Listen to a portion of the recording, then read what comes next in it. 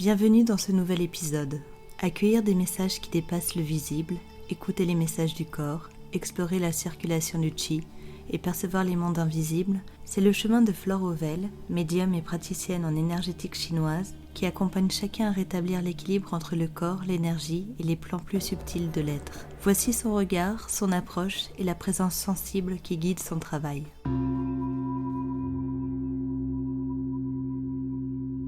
Je m'appelle Flore Auvel, je suis praticienne en médecine traditionnelle chinoise, donc c'est vraiment mon socle professionnel et sur lequel j'ai ouvert d'autres disciplines comme la géobiologie, l'écoute profonde, la médiumnité et voilà, ça fonde vraiment tout mon parcours énergétique et ça, pour moi je me sens complète en fait dans ma pratique aujourd'hui. Donc la médecine chinoise en fait comprend 5 disciplines, donc on retrouve l'acupuncture et la moxibustion. Donc la moxibustion c'est une technique de chauffe de poing.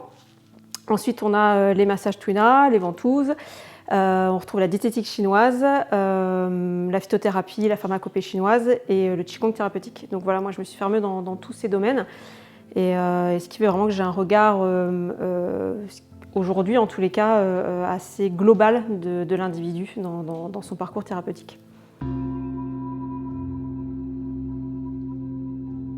En fait, mon parcours professionnel, effectivement, est relié vraiment à mon parcours d'enfant, à cette reliance au monde invisible. Donc en fait, moi, je suis née avec des capacités médiumniques depuis aussi longtemps que je m'en souvienne, donc à peu près mes 2 ans. Et je me suis vraiment développée, j'ai grandi dans ce milieu-là. Et quand je suis arrivée à mes 18 ans, au moment du bac, il a fallu que je choisisse une voie. Donc moi, au départ, je voulais vraiment me relier à l'ethnologie, l'anthropologie, pour m'intéresser au savoir ancestral. Et puis, en fait, la vie m'a amené complètement autre chose et m'a orientée sur ce travail thérapeutique et qui m'a en fait permise d'aller encore plus loin dans mes capacités, de dépasser certains doutes et d'ouvrir tous les champs du possible en fait. Donc en fait, en gros, moi, ce lien avec le monde invisible, pour moi, c'est un lien naturel parce que j'ai grandi avec ça, clairement. Donc je ne fais pas de distinction entre monde visible et monde invisible, entre rationalité et irrationalité, entre tangible et intangible. Pour moi, tout ça, ça fait partie du même moule, en fait, du même univers. Je ne peux pas mettre de cases, de séparation, c'est impossible pour moi. Et moi, j'ai eu cette chance d'avoir des preuves en fait dans ma vie de ce monde invisible et de leur réalité tangible en fait. Donc je raconterai peut-être au cours de cette interview, mais voilà, c'est le plus lointain souvenir que je puisse avoir. Donc c'est pour ça que vraiment j'explique que ce monde invisible pour moi, c'est une réalité en fait. C'est même pas un mystère, c'est même pas quelque chose à aller chercher. Pour moi, ça fait partie de mon univers.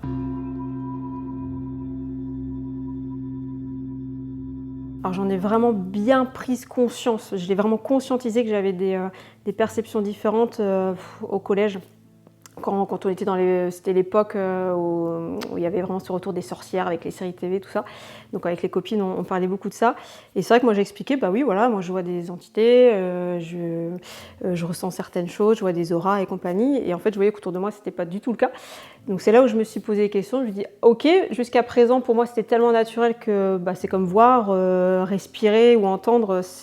On n'y pense pas, on n'en parle pas, c'est naturel. Donc pour moi, ces capacités, c'était, ça coulait de source. Et donc c'est vraiment là, c'est vraiment l'adolescence que je m'en suis rendu compte et que j'ai compris que j'étais pas vraiment du même moule en fait. Et voilà, que j'ai grandi comme ça et que j'ai continué mon parcours de reliance comme ça.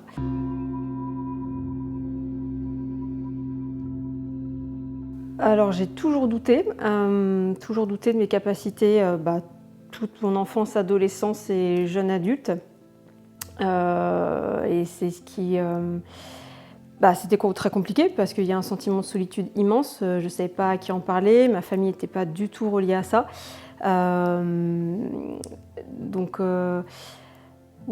Plus d'une fois je me suis crue folle, plus d'une fois je me suis dit que j'allais finir en hôpital psychiatrique parce que je ne savais pas à qui en parler, je ne comprenais pas en fait, je ne savais pas où aller avec tout ça. Alors la seule petite chose, le petit point un peu positif que j'avais, c'est que en fait moi j'ai toujours canalisé en fait. Donc j'entendais des enseignements dans ma tête depuis toujours. Par exemple, j'ai appris à méditer par les canalisations. J'ai appris comment respirer, qu'est-ce que je recevais, c'est-à-dire que par exemple on m'a appris à faire distinction entre ce qui était des entités plutôt négatives et des entités lumineuses. Enfin bref, j'ai vraiment reçu des enseignements toute ma vie. Donc ce qui m'a permis en fait, tout en ayant des doutes, ça m'a permis de aussi moi me construire quand même malgré tout dans cette vie spirituelle et dans ces capacités médiumniques. Donc ça a été une vraie chance pour moi au final. Quand je vois aujourd'hui, par exemple dans mon accompagnement thérapeutique, je vois des jeunes qui ont ces capacités médiumniques, mais qui ne canalisent pas ces enseignements. Donc ils sont complètement livrés à eux-mêmes et ils ne savent pas du tout quoi faire, comment évoluer, tout simplement comment comprendre en fait ce qu'ils vivent. Donc moi j'ai eu cette chance par les enseignements de recevoir ça. Donc c'est pour ça que ma réponse est un peu en double tranchant, c'est-à-dire qu'à la fois je doutais de moi-même, de ce que je vivais, mais en même temps les enseignements que je recevais étaient tellement imprégnants que je ne pouvais pas en douter, que c'était vraiment une vérité incarnée en fait. Donc j'ai grandi vraiment dans ces deux sphères. Et ça a vraiment duré jusqu'à mes 17 ans. À mes 17 ans, j'ai eu beaucoup d'expériences en manifestation et interne qui m'ont complètement réveillée. Et fait comprendre que vraiment je suis bénie en fait dans cette médiumnité. Et puis après j'ai continué mon parcours comme ça, qui est un parcours compliqué, difficile, parce que forcément on est entre plusieurs dimensions, plusieurs mondes. Donc, et puis surtout en parler, voilà, c'est pas des sujets de conversation avec qui on peut en avoir avec tout le monde. Donc c'est aussi compliqué de se faire comprendre. Aujourd'hui c'est plus ça le point faible, c'est comment arriver à faire que ce que je vis soit une normalité en fait pour tout le monde. Et parce qu'on est tous des antennes en fait, on émet tous et on reçoit tous des énergies en fait. Mais beaucoup de personnes, en tous les cas que je peux côtoyer, n'en ont pas conscience ou savent pas quoi en faire ou quelle lecture avoir de ça. Donc on met plutôt on met plutôt un frein par rapport à ça puisqu'on ne sait pas quoi en faire. Et sinon, ceux qui se mettent pleinement dedans, ce sont des gens qui sont soit trop perchés, soit qui ne savent pas quoi en faire, donc ils doutent énormément. Donc là, moi, j'ai plus une place de thérapeute au final. Donc c'est vrai que ce juste milieu aujourd'hui, je trouve qu'il est un peu difficile à trouver. Mais ça viendra avec le temps et puis voilà, on verra, Inch'Allah quoi.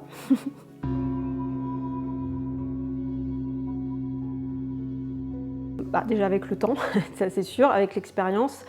Avec les rencontres aussi beaucoup, parce que j'ai pas mal voyagé, j'ai rencontré plusieurs guérisseurs, chamans, des spirites, des moines tibétains, des taoïstes. Enfin, j'ai vraiment touché à plusieurs domaines qui m'ont donné chacun plein d'outils à leur niveau pour que je puisse me sentir complète et totale dans ce que j'étais, tout simplement, et d'assumer en fait ces capacités, de ne pas le voir comme une maladie, mais vraiment comme des dons et des capacités. Donc voilà, j'ai apprivoisé ça dans le temps et puis en expérimentant, tout simplement, en jouant, en fait, en étant... Moi, mon objectif, c'était, je voulais pas me prendre la tête et je voulais laisser ce petit enfant intérieur s'émerveiller, être curieux, s'amuser, même si j'avais mes doutes, évidemment, et que j'avais un certain pragmatisme, parce que j'avais besoin aussi de comprendre ce que je faisais et ce que je ressentais. Donc voilà, j'ai avancé comme ça, voilà, j'ai apprivoisé ces capacités dans le temps, tranquillement, à mon rythme. Et après, par rapport à la famille, ça par contre c'était très compliqué parce que moi je suis d'une famille qui n'est pas du tout ouverte à ce genre de pratique, en tout cas à l'époque. Et donc ça a été beaucoup de solitude, beaucoup de silence. Moi c'est vrai que évidemment j'en ai parlé un petit peu de tout ça, mais quand vous êtes sur des personnes qui ne sont pas dans cet état de conscience-là, vous prenez les portes fermées tout le temps, quoi. Donc au bout d'un moment, je me suis dit, ok, laisse tomber, ça sert à rien soit de te prendre des ricanements, soit d'avoir des gens qui te jugent, soit d'avoir des gens qui se barrent parce qu'ils ne te comprennent pas. Donc moi, à l'époque, dans mon enfance, adolescence, ma seule protection, c'était le silence. Donc je me suis tue et je me suis dit, ok, je me tais, mais je continue à avancer intérieurement. Et parce que je sens quand même une vérité en moi, malgré tous mes doutes. Et c'est bien des années plus tard où lors d'une guidance, moi mes guides principaux ce sont des maîtres enseignants Et donc ces maîtres m'ont dit, écoute Flore, si tu veux vraiment... Si vous voulez, le problème du silence, c'est que les gens ne savent pas qui vous êtes au final. Donc vous dites certains... vous donnez certaines images de vous-même, mais vraiment l'essentiel, vous ne le donnez pas. Donc en fait, moi, les 3/4 des gens ne savaient pas qui j'étais. Donc c'est à ce moment-là où, quand j'ai commencé à devenir professionnelle et thérapeute, on m'a dit, mais écoute Flore, si tu veux vraiment aller au bout de ton travail et vraiment incarner aussi ce thérapeute, en fait, il faut que tu t'exprimes, en fait, il faut que les gens sachent qui tu es, tout simplement, te montrer et ne pas te cacher. Donc ça a été un peu la deuxième initiation de cette rencontre avec moi-même. Et donc j'ai commencé à en parler à certaines personnes de ma famille qui l'ont compris sans trop le comprendre, mais au moins ça a été dit. Et à partir de là, les choses se sont vraiment ouvertes pour moi. Et encore aujourd'hui, je vois que... En fait, ce que je constate beaucoup, c'est que, donc me concernant dans mon expérience personnelle, c'est que j'exprime, par exemple, mon parcours, ce que je fais, mon passé. Et souvent, les gens en face de moi manquent de curiosité, ne posent pas de questions, ne s'intéressent pas. Et c'est pas dire « Ah, mais l'énergie, c'est quoi? Mais la médiumnité, c'est quoi? C'est quoi des guides ?» Juste poser des questions, en fait, comme un enfant qui découvre quelque chose de nouveau. Il n'y a pas ça, je retrouve très peu ça. Donc forcément, c'est compliqué aussi derrière de faire évoluer les consciences, ou en tous les cas, juste de permettre à la personne d'ouvrir ses expérimentations, sa conscience, quoi, tout simplement. C'est dur à expliquer parce que tout m'a marqué au final. Là, ça me vient là, c'est un voyage que j'avais fait au Mexique. Et donc j'avais 19 ans à l'époque et j'étais partie en sac à dos et je dormais dans une forêt à côté de Chichen Itza, donc du temple principal.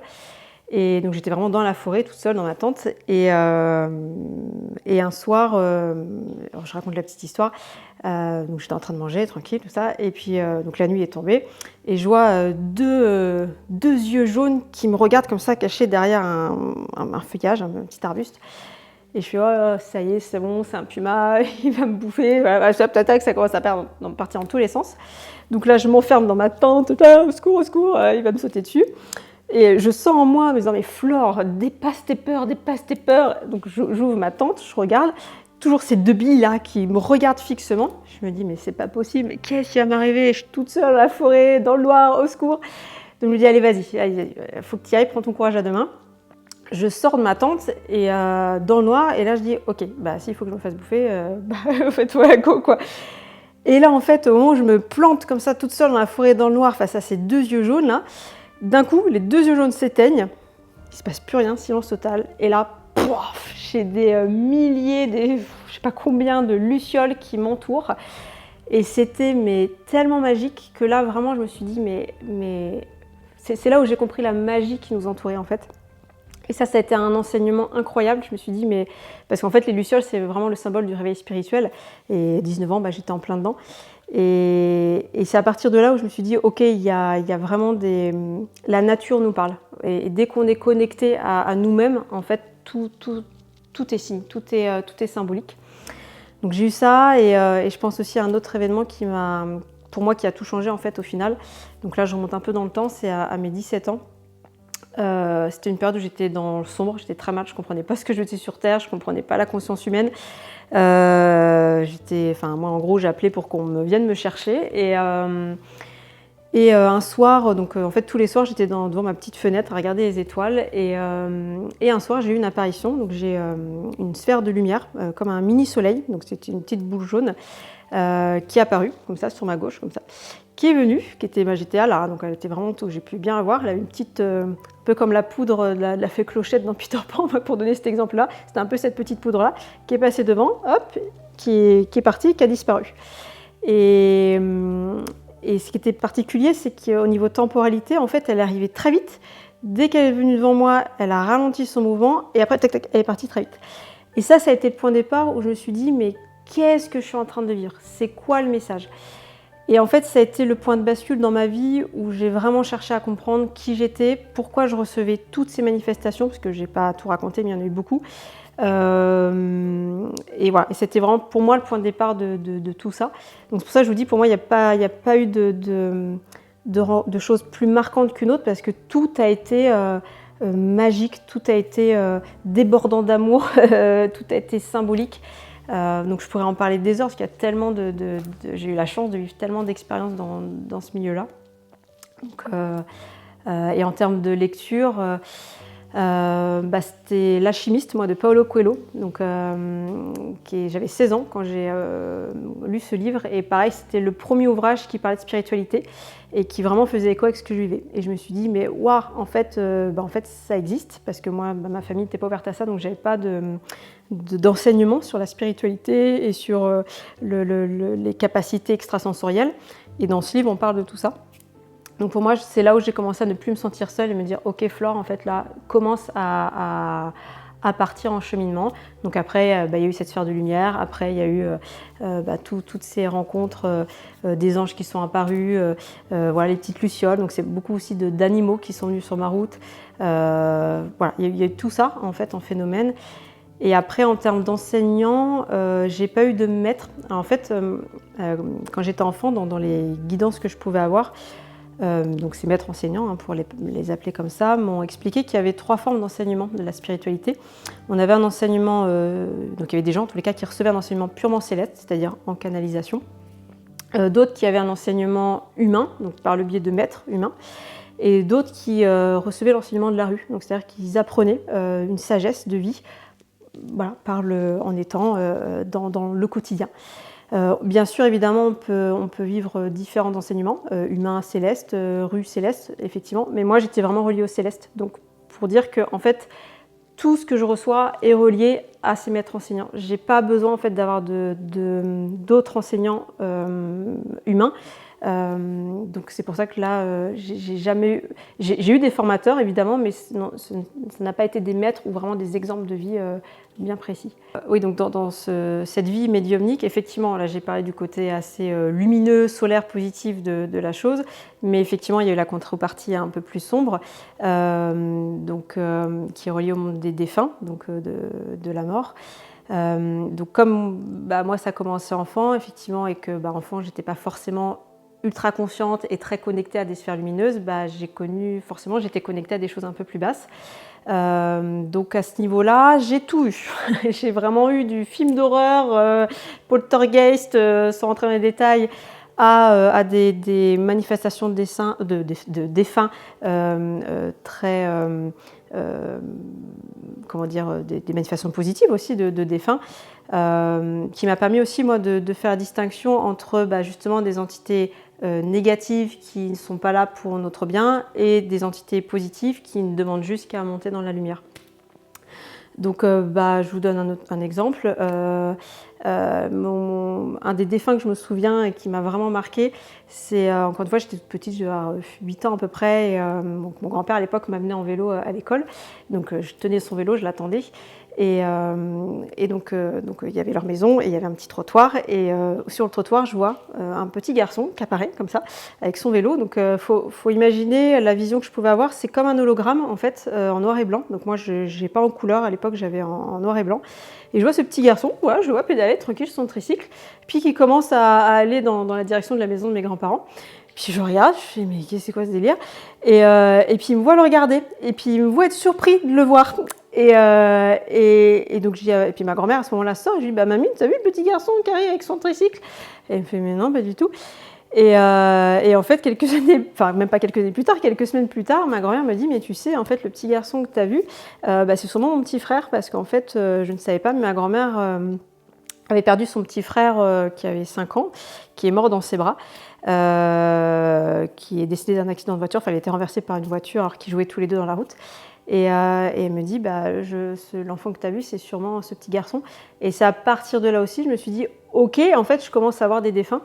Et donc ça a bougé comme ça. Donc il y a tout eu. Ouais, je vous dis, il y a eu vraiment par exemple, dans ma chambre, j'avais le soir, j'avais des voix qui m'appelaient par mon prénom, d'autres qui venaient me caresser la joue.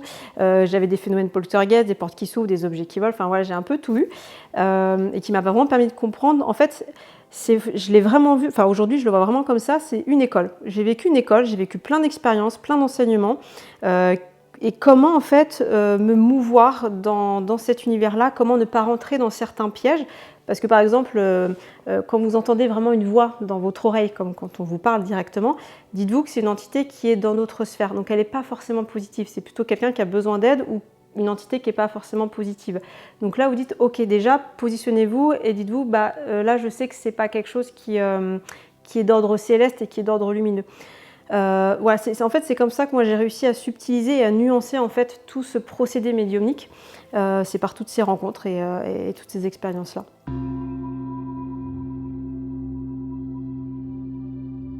En fait, on a 5 sens, et donc ces 5 sens, ils vibrent à différentes fréquences suivant la dimension dans laquelle on se trouve. Donc dans notre dimension actuelle, on est sur une fréquence visuelle, auditive, gustative, etc. Et suivant les dimensions dans lesquelles on est, nos fréquences changent en fait. Et c'est tout, en fait, c'est tout simplement après un réglage. Alors pour moi, je ne cherche pas, ça se fait naturellement. Mais oui, tous mes sens sont quand je suis en réception, tous mes sens sont pris en compte. Ça peut être, et tout dépend aussi, alors, tout dépend de quel médiumnité on parle. Si je suis dans le côté médiumnique, c'est-à-dire défunt, je vais être plutôt dans le côté visuel et auditif. Donc soit ils vont me montrer l'espace dans lequel ils se trouvent, à quoi il ressemble, soit ils vont, et où, parce que ça peut être tout en même temps, ils me disent des choses. Je peux aussi avoir des sensations très physiques, par exemple, telle personne est morte d'un problème pulmonaire, je vais sentir ses poumons, je vais sentir je vais sentir physiquement ce qui se passe pour me permettre en fait d'expliquer à la personne qui reçoit le message qui elle a affaire en fait et pour confirmer tout simplement cette présence. Donc ça c'est pour le côté vraiment défunt. Pour le côté, donc la médiumnité, en fait, c'est quelque chose de très large. C'est simplement une connexion avec son environnement, mais pas son environnement purement physique, donc purement visible, mais aussi son environnement invisible, donc sur d'autres espaces vibratoires. C'est ça la médiumnité, c'est simplement ce pont entre toutes ces sphères-là. Donc, par exemple, si je suis en géobiologie, donc je vais être vraiment en écoute en fait avec la circulation terrestre, donc je vais être plutôt dans les pieds, je vais plutôt sentir physiquement par mes mains, je vais avoir des sensations assez physiques.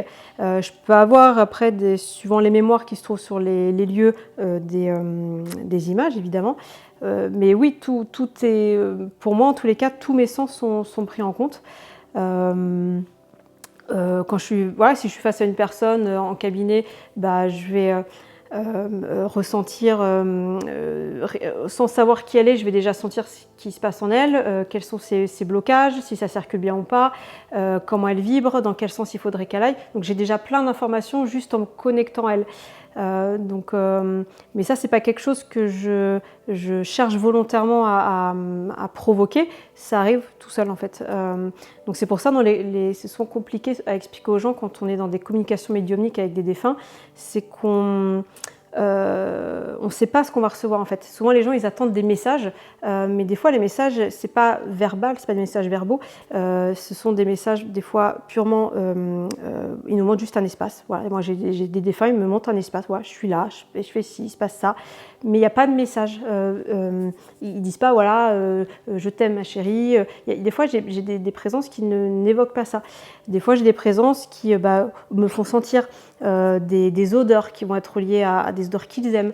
Chaque message en fait est très différent suivant la personne avec qui on est connecté et suivant l'essence qui l'accompagne. Donc voilà moi comment je fonctionne, je fonctionne vraiment sur tous les plans. Donc ce qui est aujourd'hui pour moi c'est facile, mais à l'époque c'était très compliqué parce qu'il a fallu que je dissèque en fait tout ce que je recevais. C'est-à-dire que imaginez vous recevez en image, en audition, en olfactif, en clair ressenti, en physique, vous recevez tout d'un coup, vous dites ok, qu'est-ce qui se passe, c'est quoi ce gros paquet que je reçois, qu'est-ce que j'en fais en fait. Et c'est ça toute la complexité quand on démarre dans Sensitif, c'est qu'est-ce que je fais de tout ça. Donc moi grâce aux enseignements que j'ai pu recevoir là-haut, j'ai appris en fait à décortiquer tout ça, donc le visuel, l'auditif, l'olfactif, le gustatif, le ressenti, j'ai appris à décortiquer pour ensuite en faire vraiment une totalité et quand j'envoie les messages, je suis partout en fait, je suis vraiment dans toutes les sphères. Et après, une fois que je suis arrivée dans mon côté réceptacle, c'est là où tout peut s'ouvrir. Donc on peut aller voyager dans les mémoires passées, même des fois futures.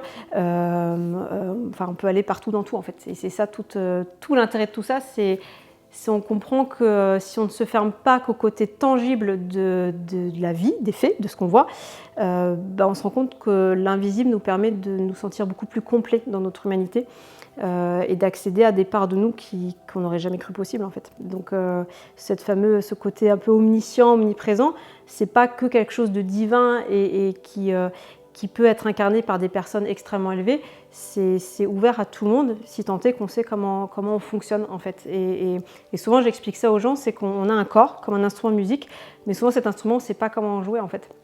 On ne sait pas comment s'en servir. Donc tout le challenge est là, c'est comment jouer de son instrument. Et dans sa sensibilité, chaque personne va être différente parce qu'on est tous un instrument unique. Et donc c'est intéressant de se pencher sur voilà, comment je fonctionne, voilà, tout simplement.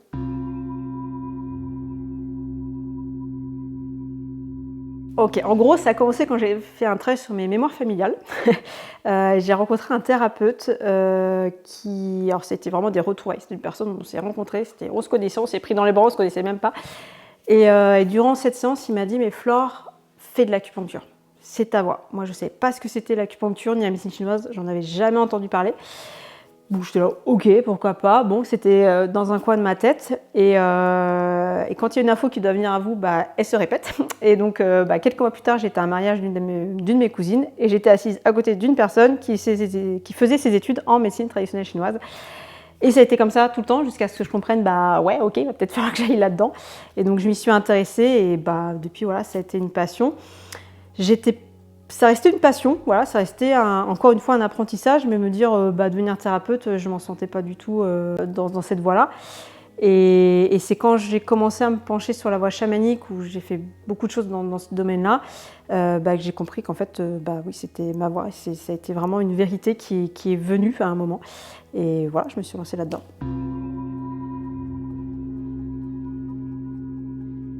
Ouais, je dirais... Après, moi, je suis jeune, donc je n'ai pas non plus 40 ans d'expérience. Mais je trouve que oui, les mentalités changent, oui, c'est-à-dire que le discours est beaucoup plus facilement entendable, audible. Mais par contre, il y a toujours ce manque de curiosité pour les personnes dont c'est pas le milieu. Ils vont pas s'intéresser d'eux-mêmes. Ils vont pas, par exemple, moi je sais pas, j'y connais rien en astrophysique. Je me trouve face à un astrophysicien, je me dis waouh génial, je vais lui poser plein de questions par exemple. Quand vous avez quelqu'un qui arrive en médecine chinoise, moi les 3/4 des gens c'est ok. Et puis point, ça s'arrête là en fait. Donc oui, il y a une forme d'ouverture, mais par contre, on ne va pas chercher plus loin. Okay, on entend, ok, on regarde des émissions dessus, on s'intéresse, très bien. Mais après, pour aller aussi chercher en soi et se dire, peut-être que moi, je peux aussi y aller, il y a encore un grand monde à franchir. Mais c'est ma vision des choses et je sais que ça ne va que changer, puisque les enfants qui arrivent aujourd'hui, pour beaucoup que j'ai en cabinet, ils sont déjà tous bien branchés, bien connectés et ça aide surtout aux parents aujourd'hui de savoir comment accompagner ces enfants, comment accompagner leur sensibilité pour que notre humanité progresse tout simplement.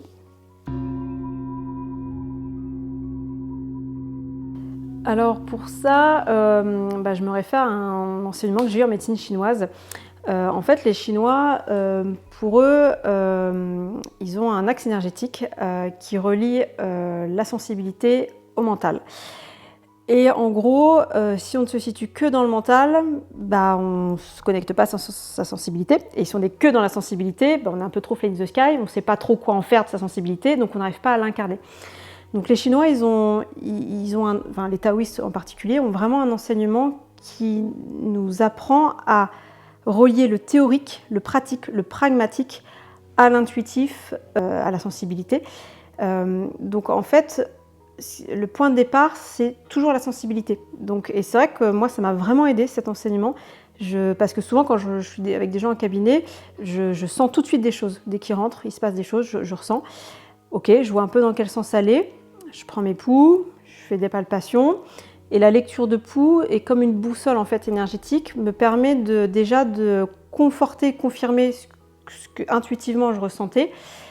Et ça me permet ensuite de faire le lien vers un côté plus théorique de la pratique et d'en faire quelque chose de matérialisable en fait. Donc voilà, moi mon point de départ c'est la sensibilité, que j'allie ensuite avec mes connaissances et je relie les deux et j'en fais quelque chose. Mais je sais que pour connaître des collègues qui sont moins dans la sensibilité, ils sont très dans le théorique, donc c'est vraiment très très bien. Mais souvent ils passent à côté d'une lecture énergétique qui pourrait vraiment permettre à la personne d'aller un petit peu plus loin sur le regard qu'elle peut avoir sur elle-même. Mais voilà, ça c'est mon avis personnel. Mais voilà, c'est comme ça que j'allie les deux. Donc c'est mon ressenti, la lecture de pouls qui me confirme, et ensuite les connaissances que j'ai acquises, et j'en fais quelque chose après au cabinet.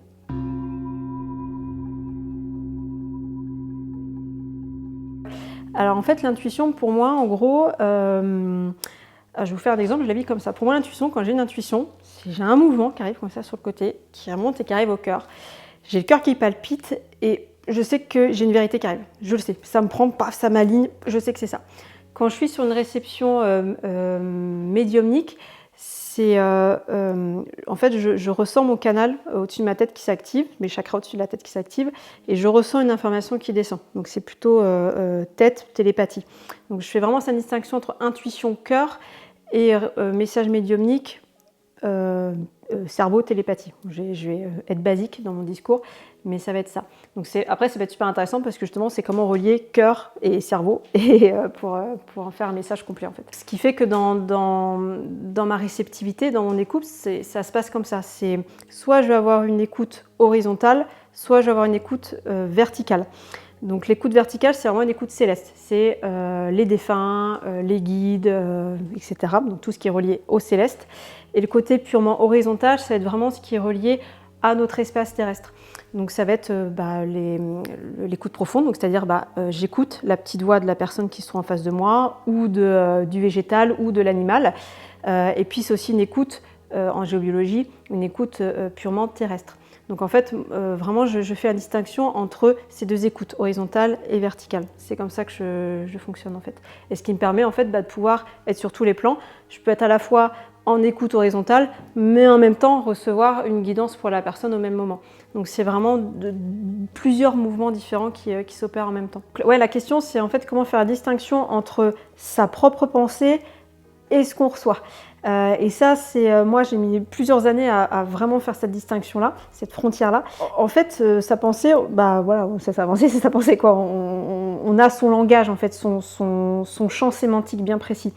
Quand vous recevez un message, alors là je suis plutôt sur des messages célestes, un peu plus lumineux, déjà votre corps il vibre différemment. Déjà vous vous sentez expansé, il se passe quelque chose physiquement et la voix que vous entendez va être différente et surtout c'est la sémantique va être différente. C'est-à-dire que ça va utiliser, il y a une façon de parler ou en tout cas la construction de phrases qui n'est pas la même que la vôtre.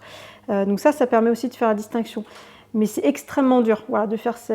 Au départ, c'est vraiment le plus difficile. Est-ce que ce que je capte, c'est vraiment un message ou si c'est pas moi qui suis en train de m'imaginer tout un scénario dans ma tête ça c'est effectivement le plus dur. Donc c'est pour ça c'est vraiment de l'expérience en fait. Et noter, un des trucs que vous pouvez faire, c'est par exemple vous notez sur papier au départ, vous libérez votre mental de tout ce que vous avez dans le crâne. Vous notez, voilà, tout ce qu'il y a dans votre pensée, ce qui vous permet de rentrer dans un état de vacuité pour pouvoir mieux recevoir. Donc ça encore une fois, ça c'est un truc taoïste, c'est l'état de vacuité. C'est plus vous êtes vide dans cet état de vacuité intérieure, donc de mental, mieux vous allez pouvoir recevoir.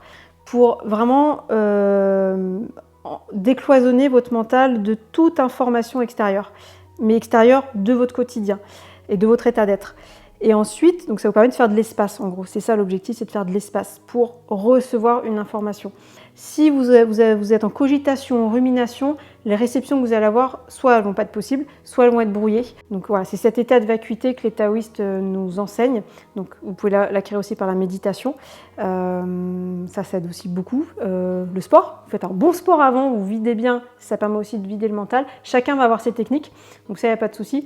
Mais moins vous êtes dans la rumination, la cogitation, mieux vous allez capter. Et même physiquement, en fait, moins vous êtes dans vos problématiques du quotidien, plus vous laissez l'espace en fait à la réception, mieux vous allez aussi émettre derrière. Donc ça, c'est vraiment moi, j'aime bien donner cette image-là d'antenne de notre corps et une antenne. Donc comme l'image d'une antenne relais, hein, elle est ancrée dans le sol et ce qui lui permet de pouvoir recevoir les informations des satellites. En fait, nous, c'est exactement la même chose. C'est plus on est ancré dans le sol, plus on est présent là, à l'instant T, mieux les messages célestes que l'on va recevoir vont être clairs et audibles par notre télépathie, nos canaux de réception.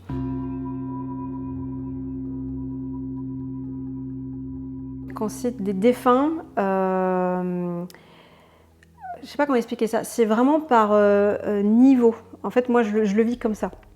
Quand je suis connectée à des guides, je sens vraiment que mon canal médiumnique, il vibre très haut. Je suis vraiment, ça pousse très haut et je suis dans la lumière et voilà, je sais que ce que je reçois est plus fort que moi, plus sage et les mots que je reçois sont beaucoup plus, on va dire, sages que je peux l'être moi-même.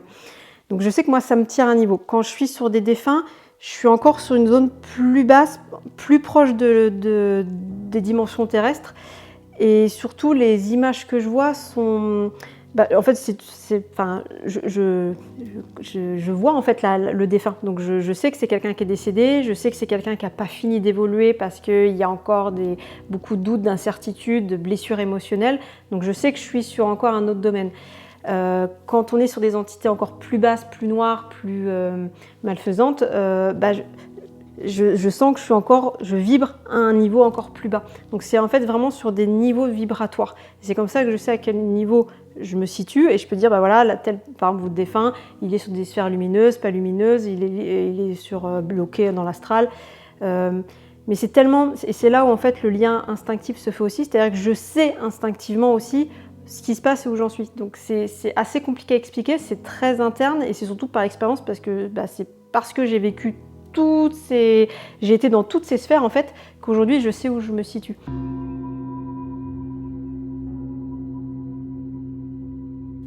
Quand tu reçois un message lumineux, c'est comme si tu avais un canal de lumière qui te tombait dessus, tu sens que tes corps s'expansent, tu respires, tu te sens dans l'amour, dans la paix. Là, tu sais que ce que tu captes, c'est céleste, c'est beau.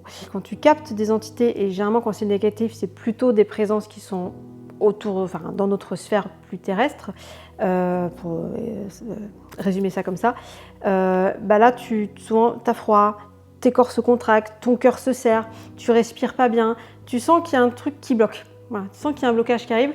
Là, tu sais que c'est pas une bonne entité. Même si la présence se fait passer pour quelqu'un de lumineux, magnifique, tu sais que ça crée un vide en toi. Mais pour arriver à discerner ça, il faut déjà avoir un bon rapport dans son corps. Il faut déjà comprendre comment son corps fonctionne pour avoir ces sensations d'ouverture, de fermeture, de crispation, d'ouverture. Quand ça arrive et qu'on n'est pas sûr, c'est bien d'aller voir quand même un médium, quelqu'un qui sait, qui pourra vraiment vous aiguiller sur quel type de présence est avec vous en fait.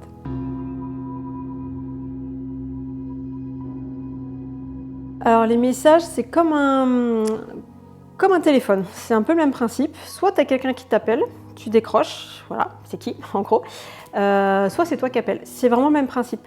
Donc souvent au cabinet, moi en tous les cas personnellement, je cherche jamais à avoir de message, donc ils viennent spontanément. Mais je peux me retrouver dans des situations personnelles où j'ai besoin d'aide ou des personnes dans le cabinet qui, je vous donne un exemple, des parents qui viennent de perdre un enfant. Émotionnellement, c'est compliqué pour eux. Ils ont besoin de savoir ce qui se passe pour leur petit, pourquoi il est décédé et compagnie. C'est moi qui vais lancer l'appel et voir ce qui répond. Donc, est-ce que j'ai l'enfant qui répond ou est-ce que j'ai un guide relié à cet enfant? Donc, c'est ça aussi toute la nuance, c'est savoir qui répond à cet appel. Et c'est là où l'expérience va être intéressante. Pareil, encore une fois, pour l'anecdote, j'avais appelé pour le décès d'une personne. J'avais pas de contact, il se passait rien, je sais pas. Donc j'ai toqué à la porte, j'ai appelé et en fait, je suis tombée sur les guides du défunt qui m'ont dit écoute, c'est pas le moment pour lui de te répondre. Il n'est pas en état émotionnel de pouvoir te répondre. Donc, écoute, pour aujourd'hui, voilà, il n'y a pas l'autorisation, il n'y a pas l'autorisation pour pouvoir recevoir cet appel-là. Donc, il faut vraiment voir ça comme un téléphone. Voilà, vous appelez ou vous êtes appelé. Okay. Et donc, soit vous décrochez pas, mais c'est dommage si vous décrochez pas parce que souvent, c'est des beaux messages, quoi.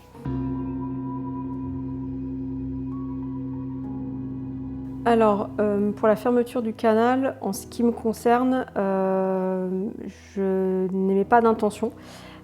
C'est comme, encore une fois, je le répète, c'est vraiment relié au sens, à nos 5 sens. C'est comme si je dis voilà, j'ai pas envie de voir quoi, donc je ferme les yeux tout le temps. Donc j'avance en fermant les yeux, au bout d'un moment vous allez tomber quoi. Donc en fait c'est la même chose pour moi, ça fait partie de moi en fait. Ce sont des sens qui sont présents et quand ils sont actifs et quand ils sont pas actifs. Mais en fait je ne cherche pas à vouloir fermer. Vouloir fermer, c'est pourquoi je voudrais fermer. Est-ce que parce que j'ai peur, parce que je veux qu'on me laisse tranquille, parce que tant que j'ai pas de... Enfin, là-haut, on n'est pas à vous saturer d'informations tout le temps. Si on vous sature d'informations, c'est qu'il y a quelque chose que vous ne comprenez pas ou qu'il y a vraiment un message que vous devez recevoir et que vous n'entendez pas le message en fait. Donc on est là à vous appeler jusqu'à ce que vous décrochiez vraiment l'info. Moi, clairement, c'est pas le cas. Je reçois l'info, puis après je suis tranquille en fait, on me laisse tranquille. Donc je cherche pas à fermer, voilà, clairement pas. C'est pas mon but, je l'ai fait, hein, j'ai essayé de le faire, mais en fait, il n'y a aucun intérêt. Moi, ça ne m'a jamais servi de fermer ce canal. En tout cas, chez moi, ça ne marche pas comme ça. Encore une fois, de ma propre recherche personnelle, c'est tout simplement des capacités qui ont été travaillées de vie en vie. Et puis, on revient avec ce talent-là. Et aussi parce que c'est d'une certaine manière, entre guillemets, une mission qu'on a accepté de faire. Moi, il y a des capacités, je suis très nulle en maths, j'ai pas du tout ce cerveau pour être matheux, parce que ma vie, elle n'est pas là-dedans en fait. J'ai pas à me tourner vers là, alors que j'adore ça. Voilà. Donc en fait, c'est vraiment une notion de pourquoi en fait je suis incarnée.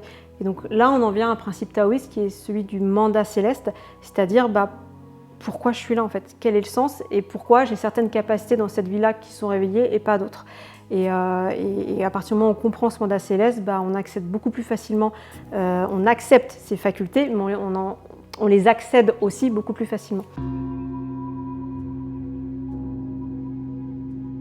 Oui, il y a des personnes qui naissent avec, donc c'est inné, très bien. D'autres qui, par un événement de la vie, réveillent ces capacités-là, parce que ça y est, elles ouvrent une nouvelle voie dans leur vie. Et pour l'acquisition, alors pour la médiumnité, je ne peux pas répondre à ça, mais par contre pour tout ce qui est sensible, donc nous sommes tous des êtres sensibles, et c'est comment évoluer dans sa sensibilité. Moi je répondrais plus ça comme ça. Donc je pense à mes mains, par exemple, donc on a ce qu'on appelle le canal de clair ressenti, comment je peux arriver à beaucoup mieux ressentir avec mes mains. Donc ça, il y a plein d'exercices où on peut travailler dessus. Comment je peux apprendre à mieux voir avec mon 3e œil. Donc ça, c'est des exercices pratico-pratiques que tout le monde peut faire puisqu'on a tous ces capacités présentes. On a tous des mains, des yeux, des oreilles, donc on a tous ces canaux présents. Donc on peut, oui, les travailler et comprendre comment sa sensibilité fonctionne. Mais pour tout ce qui va être médiumnité, ça, j'ai envie de dire, cherchez pas forcément à l'ouvrir si naturellement il ne s'ouvre pas. Ça veut dire que ce n'est pas votre mission, c'est pas que vous n'êtes pas capable de le faire, mais c'est que vous n'êtes peut-être pas là pour ça. Donc acceptez juste qui vous êtes, comment vous êtes, et par contre si dans la sensibilité vous voulez aller plus loin, oui là il y a des exercices possibles pour ça. Mais cherchez pas à communiquer avec un défunt si vous savez pas comment communiquer, n'appelez pas un défunt si vous savez pas qui vous allez recevoir, dans quelle énergie, enfin il y a quand même des règles à savoir pour éviter de tomber dans certains pièges. Voilà, c'est vraiment la seule petite distinction à faire. Donc concernant effectivement les appels avec les défunts, il y a un garde-fou effectivement à avoir en tête. Il faut faire confiance aux personnes dont c'est le métier et dont c'est leur capacité. Encore une fois, moi j'ai passé ma vie à ça, donc j'ai tout vécu, enfin tout connu, et je pense qu'il y en a encore beaucoup à connaître. Donc ce qui fait que aujourd'hui, quand je suis en phase de présence, je sais à qui je suis affaire, comment je peux communiquer avec, et je sais surtout s'il y a manipulation ou pas. Je m'explique, c'est-à-dire que des fois il y a des entités qui se font passer pour une personne de votre famille et en fait ils sont complètement en train de vous manipuler. Et ça, en fait, il faut savoir qu'il y a manipulation. Et en fait, il faut connaître toutes les règles du jeu de ce monde subtil pour ne pas se faire piéger. Donc appeler comme ça de son côté pour jouer, en fait là vous êtes sûr d'appeler, déjà vous n'êtes pas dans un bon état de conscience, vous mettez pas, vous savez, en fait, vous êtes manipulable. Donc en fait, les présences, elles vont jouer à fond dans votre jeu et très souvent, vous appelez pas les bonnes présences. Et donc ce qui fait que vous allez avoir peur et donc tout ce monde invisible là va vous faire peur et vous allez mettre une croix et en fait là c'est foutu. Donc si vous avez besoin de rentrer en contact avec des présences ou avec des guides ou autres, allez voir des personnes dont c'est leur métier, qui savent de quoi ils parlent et qui sont protégés et vous n'aurez pas d'effets secondaires assez vous n'aurez pas d'effets secondaires tout simplement de tout ça. Parlez-en, encore une fois, à des professionnels. Parlez-en. Restez pas dans votre solitude, dans votre silence. Surtout si vous ne recevez pas des enseignements, s'il n'y a pas de guidance derrière, si vous êtes vraiment seul avec cette hypersensibilité, parlez-en. N'essayez pas de jouer à des jeux d'appel des défunts, des choses comme ça. Ne faites pas ça. Essayez déjà de comprendre comprenez-vous en fait. Comprenez-vous comment votre sensibilité est faite, comment vous pouvez évoluer avec. Et aujourd'hui, notre monde n'est pas trop fourni là-dedans. Et je pense que en tout cas moi, c'est un questionnement que j'ai là-dessus. C'est comment on peut créer des petites écoles ou des stages, des formations pour tous ces jeunes, pour leur expliquer un peu toutes les règles du jeu, comment ça fonctionne, comment leur sensibilité est faite et comment ils peuvent évoluer avec ça. Donc c'est donner plein d'outils. Donc ça peut être super intéressant de l'allier avec l'école, ou le collège ou les lycées, ça serait génial de faire ça. Mais en tous les cas, créer des petits stages comme ça manque. Et je pense que ça aiderait beaucoup de jeunes. Donc c'est pour ça, ne restez pas tout seul. Ça, c'est vraiment la base. Ne restez pas tout seul dans vos questionnements. Il y a des ouvrages dessus qui parlent de tout ça. Il y a beaucoup de vidéos maintenant qui circulent. Donc essayez de prendre un peu toutes ces infos-là. Et dès que vous avez la moindre question, ne restez pas avec vos doutes, vos peurs, vos incompréhensions, vos dévalorisations. Allez voir quelqu'un, parlez-en à des énergéticiens, des médiums, des personnes qui sont dans cet univers-là, qui vivent les mêmes choses que vous. Et c'est le meilleur des conseils. Parlez, communiquez.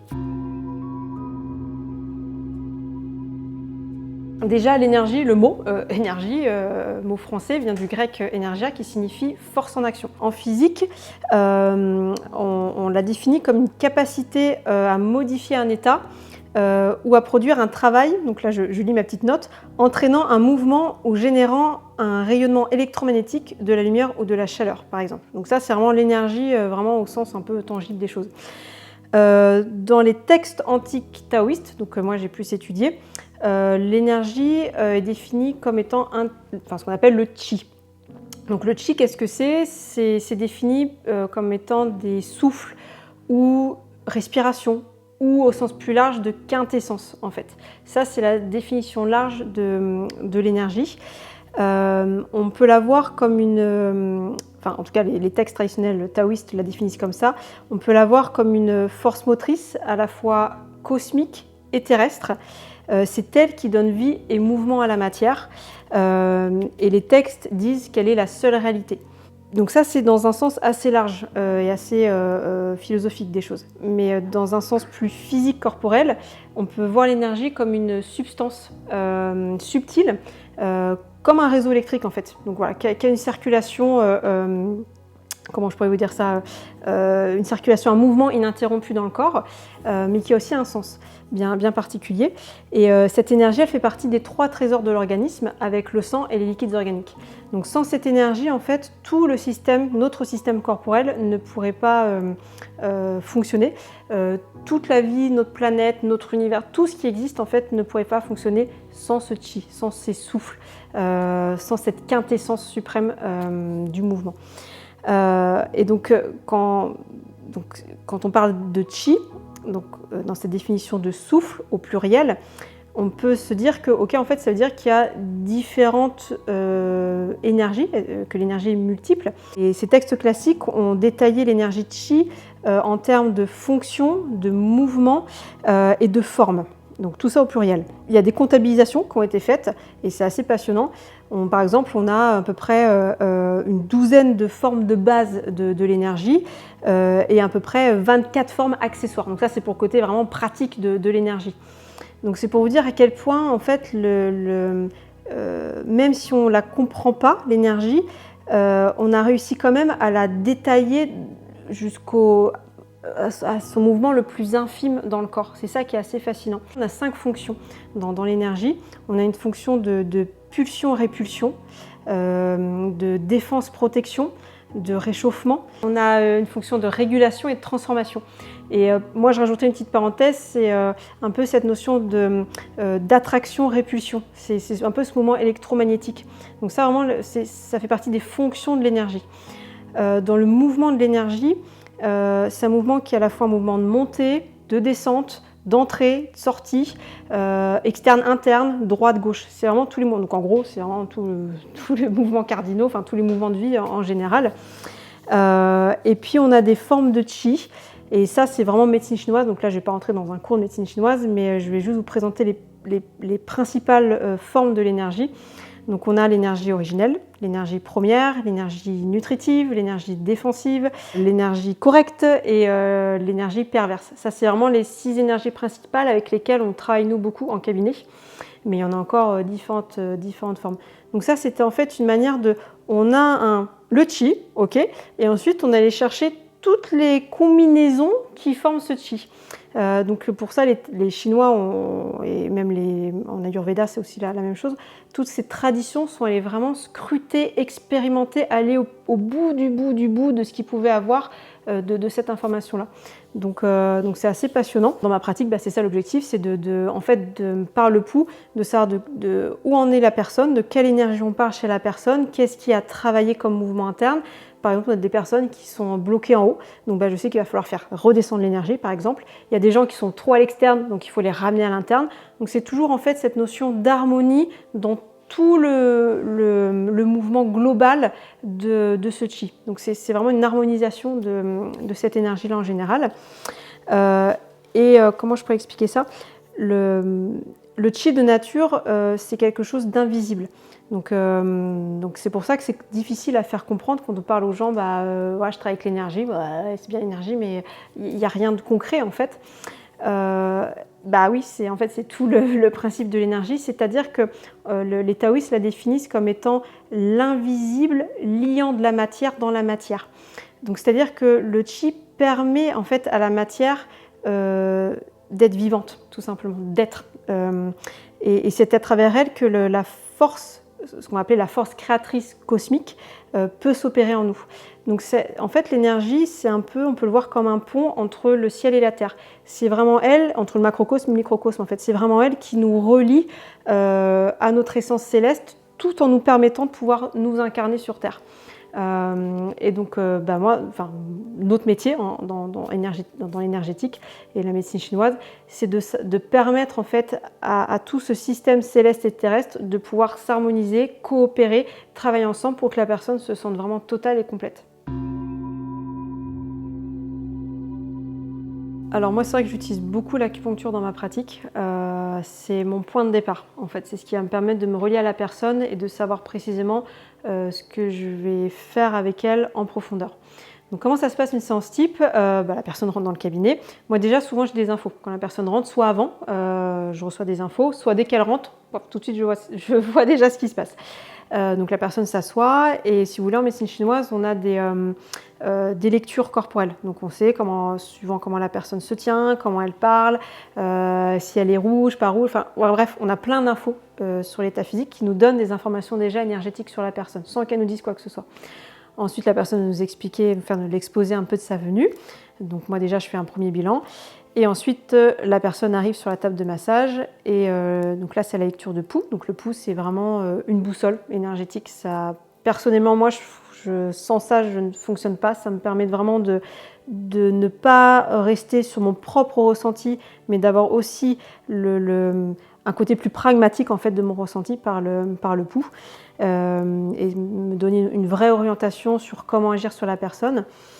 Donc ça, la lecture du pouls, en fait, moi quand je lis le pouls, j'ai toute l'info de la personne. J'ai à la fois ce que je ressens d'elle, ce que je vois d'elle physiquement, et ce que me dit le pouls. Et avec tout ça, déjà je sais où la personne en est et dans quelle direction il va falloir orienter son énergie pour que elle puisse aller mieux, quoi. Donc ça, c'est une première base. Je fais mon traitement, donc aiguille, pas aiguille, massage. Ça, c'est aussi suivant la demande de la personne aussi, parce que il n'y a pas que moi qui propose les choses, mais il y a aussi la personne qui a une demande. Et c'est durant le soin que là je reçois des informations.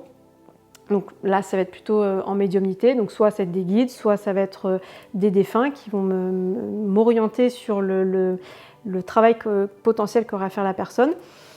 Et voilà, et après ça va dépendre des infos. On va me dire tiens, cette personne vit dans une maison, il va falloir nettoyer, soit cette personne n'arrive pas à digérer le décès de tel. En fait, voilà, je vais avoir ces informations là, et c'est comme ça que je vais pouvoir proposer différentes choses. Donc en fait, en gros, en une séance, il y a à la fois un travail de médecine chinoise, un travail de médiumnité, un travail de soins énergétiques plus bioénergétiques, donc voilà, un travail et magnétique aussi en même temps.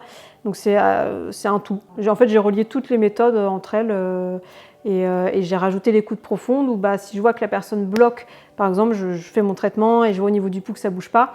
Ok, je me dis il y a quelque chose qui n'arrive pas à sortir chez cette personne, donc je vais utiliser l'écoute profonde, donc je vais être dans cette reliance horizontale pour écouter sa petite voix intérieure et faire sortir ce qu'elle n'arrive pas à faire sortir. Voilà, et souvent ça peut débloquer les choses.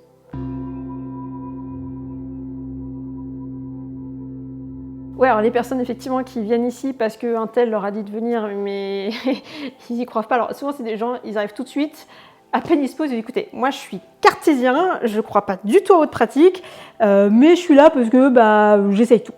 Donc moi ça me fait souvent rire parce que c'est pas parce que je fais cette pratique-là que je suis pas quelqu'un de pragmatique et cartésien, enfin ça veut rien dire en fait. Donc souvent ces personnes-là, j'essaie de rentrer dans un côté un peu expérimental.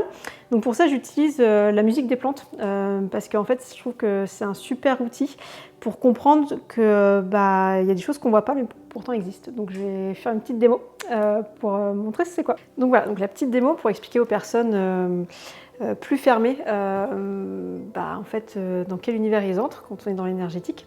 J'aime bien utiliser donc la musique des plantes pour un peu leur montrer la face cachée de l'iceberg. Donc on regarde une plante et une plante, voilà, ça reste une plante quoi. Quand on la regarde comme ça, il ne se passe pas grand-chose. Et il y a une personne qui s'appelle Jean Tobic qui a créé cet outil pour écouter la plante. Et en fait, donc il y a deux capteurs. Il y a un capteur qu'on met dans la terre et un autre qu'on relie à la feuille. Et le principe de ce lecteur, c'est de lire le mouvement électrique de la plante. Comme un pouls, nous on lit en fait le mouvement électrique de l'individu, donc l'énergie de la plante. Et en fait, il en sort un son. Et je vais vous faire écouter un petit peu à quoi ça ressemble. Donc là, donc si vous voulez, sur cette boîte, on peut choisir l'instrument. Donc là, j'ai choisi vibraphone. Donc vous allez voir, ça fait un son un peu particulier. Donc voilà, donc la plante, on ne pense pas que ça peut être possible, mais voilà, elle émet un son en fait. Et donc il y a des recherches qui sont faites dans ce domaine, et en fait on s'est rendu compte que les plantes, les arbres communiquent entre eux et s'envoient en permanence des sons, des signaux. Et par exemple au Japon, il y a une étude qui a été faite où qu'est-ce qui se passe avant un tremblement de terre.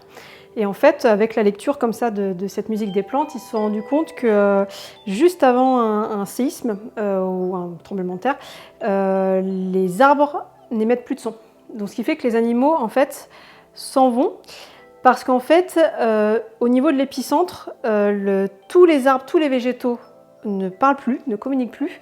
Mais par contre, les végétaux qui vont être loin de l'incidence du séisme vont émettre des sons. Donc les animaux, en fait, qui entendent, vont aller vers ces sons, donc vers ce périmètre sécuritaire. Donc c'est pour dire en fait que c'est pas parce qu'on ne voit pas que ça n'existe pas. Et donc c'est la même chose pour nous, notre énergie, c'est la même chose pour l'énergie qui entoure notre planète, qui entoure notre univers ou les univers en général. Et voilà, je trouve que j'utilise ça pour expliquer aux personnes les plus récalcitrantes que l'invisible en fait peut être visible, mais il faut avoir les bons outils. Donc les outils, c'est notre sensibilité, nous, direct. Et maintenant, grâce à la technologie, on en a des nouveaux. Donc voilà, donc je vous laisse apprécier un peu ce son.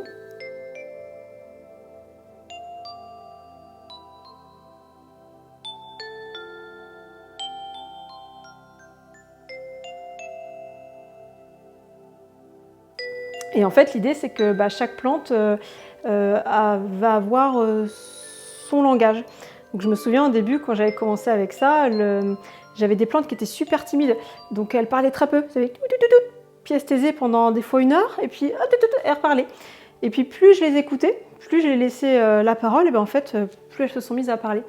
Donc c'est ça aussi en fait la conclusion à voir, c'est plus aussi on écoute son énergie, on écoute sa sensibilité, plus elle s'exprime aussi. Donc pour moi les plantes sont vraiment un des meilleurs exemples qui soit pour expliquer l'invisible et toute la vie énergétique et électrique. Et chaque son, des fois on a des plantes, ça va être c'est une vraie musique, puis ils n'arrêtent pas, elles causent sous-tente. Et puis d'autres ça va être des boum, boum, boum, c'est ça, voilà. Et donc ça, et puis même des plantes, des fois elles nous disent juste en l'écoutant, je manque d'eau, il faut que tu changes ma terre. Donc il va y avoir des sons plus graves, plus aigus. Donc ça c'est, plus on écoute, plus on sait un peu les besoins de la plante aussi. Voilà, donc je trouve ça génial, donc c'est pour ça que je voulais partager ça.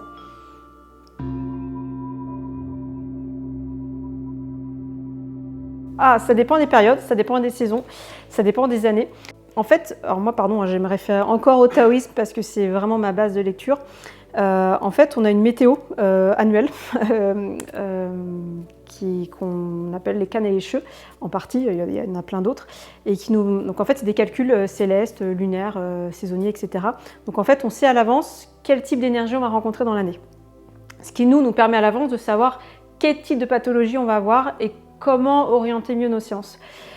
Donc en fait, chaque année va être différent en fonction de l'état énergétique de l'année. Donc on va avoir des années feu, par exemple, où on va retrouver beaucoup de pathologies inflammatoires. Donc il y a quelques années, époque des gilets jaunes par exemple, on était sur une année Shaoyang, donc assez feu. Les vésicules biliaires étaient toutes bloquées au taquet. Donc la vésicule biliaire, ça va être vraiment cette notion de positionnement, c'est les colères, le ras-le-bol, les injustices, c'est ces côtés très réactifs des choses. Donc là, en cabinet, on retrouvait beaucoup ça. D'autres années, on va avoir des problématiques, par exemple l'époque du Covid, c'était les poumons vides. Vraiment, pas d'énergie pulmonaire. Donc en fait, c'est pour ça que ma réponse n'est pas très précise et assez vague. Ça va dépendre vraiment du courant énergétique d'une année, en fonction de la saison, en fonction de la lune, donc la qualité énergétique de la lune. Voilà, c'est un peu tout ça. Donc je rencontre pas spécifiquement de pathologie précise, mais ça va être en corrélation avec la saison. J'ai pas de rituel de protection. Alors avant, au départ, oui, quand j'avais encore un peu de peur et que j'étais pas à l'aise, oui, je me mettais dans une petite bulle de protection et je demandais à mes guides de m'aider. Aujourd'hui, je suis plus du tout là-dedans parce que j'ai confiance en ma lumière, parce qu'aujourd'hui, peu importe ce qui m'arrive, je sais décoder, donc je sais faire face aux situations. Donc j'ai pas de rituel, clairement. Je suis juste vraiment... encore une fois, je vais répéter la même chose, je me connecte, j'oriente ma connexion, j'ouvre mon cœur, je suis vraiment dans cet état de pure réception pour vraiment émettre et pour laisser la place en fait. C'est vraiment, j'essaye plutôt de me mettre dans un état de vacuité, d'être la plus neutre possible, de ne pas émettre d'émotionnel, de ne pas amener mes problématiques dans mon cabinet et de pouvoir être à 100% présente. Donc il n'y a pas de rituel, mais il y a beaucoup de gratitude, beaucoup de remerciements, surtout. C'est surtout ça que je mets en place.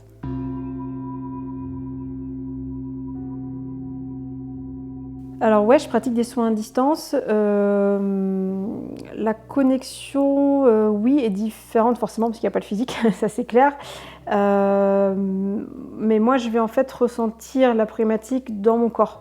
Je vais ressentir ce qui se passe en fait chez la personne, je vais sentir ses mouvements énergétiques et faire le soin en fonction. Et puis si je veux aller plus loin, je vais tout simplement faire appel à ses guides pour avoir plus d'informations et aller plus loin et orienter le soin, quoi. Des fois, juste une photo me permet aussi d'avoir toute l'information et qu'est-ce qu'il y a à faire. Voilà, ça dépend ce qui vient, quoi. En fait, ça s'est mis en place très naturellement. Je sais que certains types d'aliments aujourd'hui, je les digère plus, ça m'alourdit et ça brouille mes canalisations. Donc, encore une fois, c'est plus je suis dans une forme de légèreté, de vacuité, mieux je me porte dans ma sensibilité. Donc oui, et au niveau des pratiques énergétiques, moi je pratique du Qigong, je fais du Tai Chi aussi, donc ce qui m'aide aussi beaucoup à continuer de fluidifier ma circulation énergétique. Mais si un thérapeute de base ne va pas bien, je ne vois pas l'intérêt derrière de venir accompagner une personne. Donc ça me semble logique de continuer à faire ce travail sur soi-même et cet équilibre, cette harmonie intérieure pour mieux accompagner les gens. Donc oui, à cette question, bien sûr, j'ai un suivi derrière dans mon quotidien. Bien sûr, ouais, tu peux perdre ton énergie, mais tout dépend encore une fois. Si tu es connecté, si tu donnes que ton énergie, oui, tu te fais vampiriser, enfin tu te vampirises toi-même. Donc oui, tu es plus fatigable. Mais au contraire, si tu es bien ancré, et que en tout cas en ce qui me concerne, hein, encore une fois, c'est vraiment mon expérience très personnelle. Si je suis bien ancrée sur Terre et que je mets en place ma réceptivité, je peux durer des heures et des heures, 10 heures, 12 heures de soins. Je sors de là, je suis en pleine forme. Donc, et au contraire, je prends en même temps l'énergie que je reçois. Donc j'en profite également.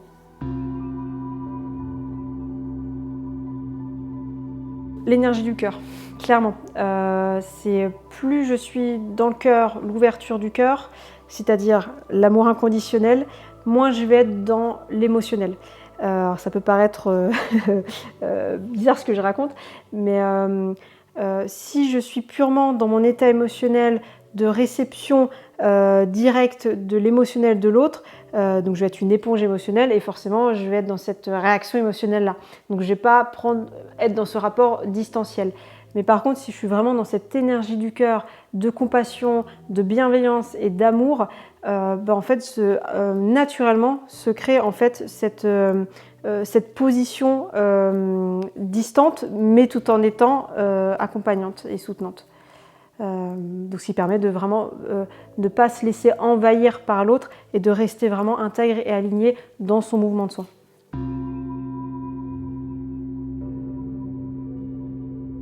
Eh ben, en ayant une vie, voilà, en ayant un quotidien, des enfants qui ne dorment pas la nuit et qui te réveillent tout le temps.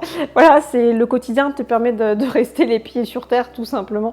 Et puis moi, encore une fois, personnellement, toute ma vie ne se fonde pas autour de la réceptivité. Je fais plein de choses à côté autour dans la matière, donc ce qui me permet de rester les pieds sur terre.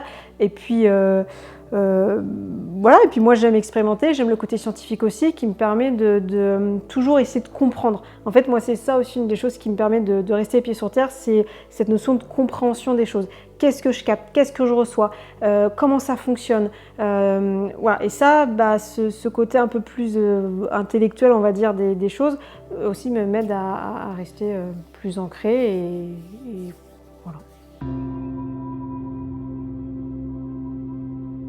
Pour la géobiologie, c'est exactement la même chose que pour un corps humain. C'est-à-dire que chaque lieu a une circulation propre à elle, a des mémoires, a une conscience, c'est-à-dire un mental. Vraiment, je schématise, hein. Mais il y a une vie, en fait. Et alors, moi, personnellement, en géobiologie, je suis plus dans le côté lecture énergétique du lieu que vraiment sortir les outils du géobiologue qui sont des outils un peu plus technologiques. Moi, je ne suis pas trop là-dedans. Donc, ma manière de fonctionner, c'est encore une fois cette écoute horizontale. Je vais vraiment, j'arrive dans le lieu, donc je ferme les yeux et j'écoute. Je ressens déjà l'atmosphère, qu'est-ce qui se passe? Est-ce que je ressens de l'humidité? Est-ce que j'ai juste mes premières sensations? Est-ce que je ressens de l'eau? Est-ce que... voilà. En fait, je cherche rien, j'accueille, je reçois, je note un peu tout ça. Et puis je vais aller chercher, je vais creuser. Et là, vraiment, il y a un travail de recherche en fait qui est fait. Donc je peux utiliser des bâtons, j'ai différents petits outils, mais généralement j'utilise vraiment mon corps comme pendule. Et puis je vais aller chercher les infos. Ça peut être au niveau des courants, ça peut être donc des courants telluriques, au niveau des courants d'eau. Je vais aller chercher la mémoire. Des fois, je sens instinctivement que, ok, il y a une mémoire à aller chercher parce que le lieu bloque sur la mémoire. Donc voilà, je vais chercher ça. Je peux aller communiquer. L'objectif, en fait, c'est de communiquer avec le lieu. Donc on va chercher tout ce qu'on peut trouver comme outil de communication. Donc en géobiologie, ce qu'on nous apprend aussi, c'est ce qu'on appelle le gardien du lieu. Donc encore une fois, c'est très métaphysique, hein. Donc il y a des présences en fait sur le lieu, comme des guides, qui s'occupent du lieu et qui connaissent tout ce qu'il y a à savoir sur le lieu. Donc on fait appel à eux et s'ils veulent bien, ils nous donnent des informations, des autorisations. Est-ce qu'on a l'autorisation, nous, de faire le soin ou pas? Et on ne fait rien, en fait en géobiologie, on ne fait rien sans ces gardiens-là. Donc voilà comment je procède. Donc je fais une première lecture à distance. Donc les gens généralement m'envoient leur plan de maison. Je regarde un peu. Donc encore une fois, je suis dans cet état de réception. Je note tout ce qu'il y a à noter, mes premiers ressentis. Et une fois que j'arrive dans le lieu, c'est là où je fais le travail de recherche. Et ensuite, donc je suis avec la personne, j'explique vraiment tout ce que je capte et je procède aux soins. C'est comme l'acupuncture, c'est le même principe, un peu comme on peut voir sur les sites comme Karnak, où on a des pierres levées. Imaginez ces pierres comme des aiguilles d'acupuncture qui sont sur des points d'acupuncture bien précises. En fait, tout notre système terrestre a un réseau électrique bien précis, a des points d'acupuncture qu'on peut activer, qu'on peut débloquer. Donc mon travail, c'est exactement le même que je fais sur le corps humain, mais sur un espace autre, tout simplement.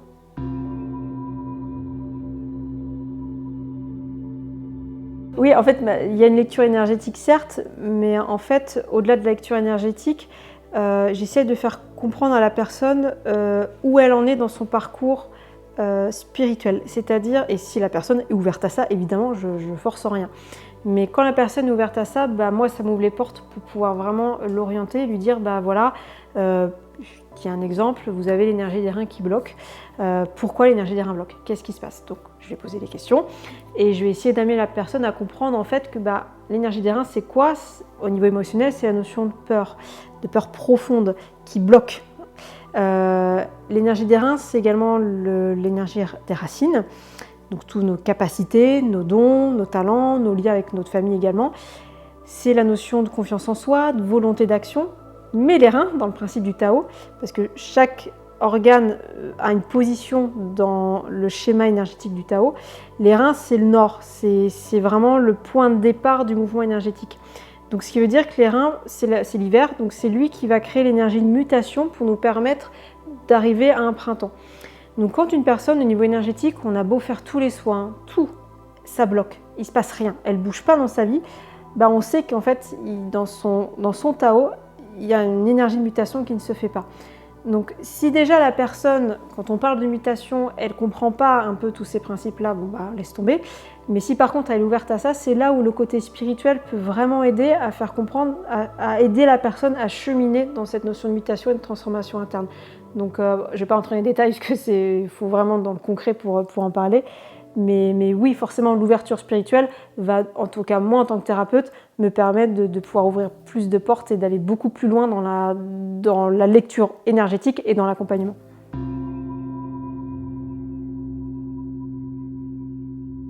Oui, beaucoup. Et j'ai envie de dire, plus je m'ouvre à ça, plus il y en a. Donc oui, clairement, énormément de synchronicité. Une synchronicité un peu particulière, j'étais en méditation. Et je vois mon fils et je le vois dans un corps, je le vois avec des diamants, dans un corps de diamants. Je dis pourquoi je vois ça, qu'est-ce qui se passe? Et j'étais en train de méditer. Et un quart d'heure plus tard, ce fameux fils vient vers moi et m'amène une pâte à modeler qu'il venait de faire. Donc c'était lui, en fait, un petit bonhomme. Il avait fait une spirale au niveau de son cœur et il avait posé, alors je ne sais pas où est-ce qu'il avait trouvé ça, un autocollant diamant qu'il avait posé sur son troisième œil. Et ça, c'était une petite synchronicité assez rigolote parce que je me suis dit, je le vois en diamant et 10 minutes après, il m'amène un personnage avec un diamant sur la tête. Et j'ai trouvé ça trop mignon, quoi.